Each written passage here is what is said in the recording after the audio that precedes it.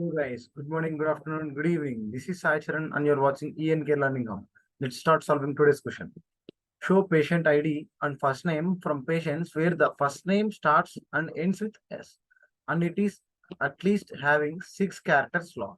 So, as usual, they are given a condition,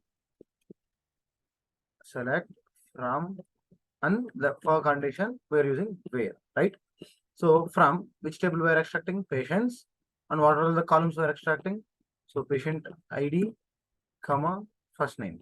So, these are the columns we are selecting. Now, they are saying that the name should be at least of 6 characters long. So, to achieve this type of things, we can do like length, first name.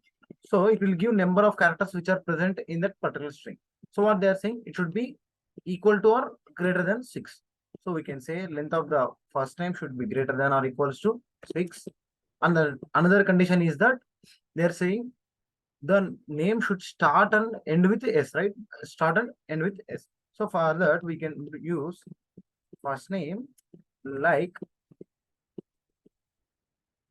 S percentage S. So what does it mean? S percentage S. What does it mean? So there will the particular string will be starting with S and ending with S, and it had some number of characters in between them. So yes, and it is ending with S. There will be some n number of characters in between them. So what they are asking, these two characters should be these two conditions should satisfy. For that, what we are doing, we are using AND case. So here it will check for the pattern and as well as it will check for the length. So this is the query. So let's check it. Yes, we got correct answer. Let's move on to next question.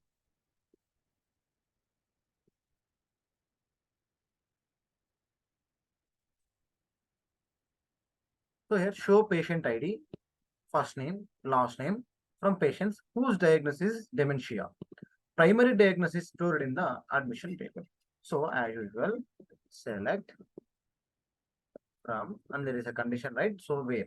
So as there are two different tables, we need to check out what are the columns present in these two tables. Let's see them. So here you can see patient ID, first name, last name, gender, birth date, city, providence ID, allergies, height, and weight. These are all present in patient's table. And then in admission table, there are patient ID, admission date, discharge date, diagnosis, attending doctor ID. These are all the columns were present in admissions table. So first, so as our required columns were from different tables, sorry, uh, our required columns are present in patient's table, but the condition were present in another table, that is admissions table. So it is very needed to join these two tables, right? So we'll join these two tables. So we'll join patients table as P left join. So you may ask why I am using a patients table.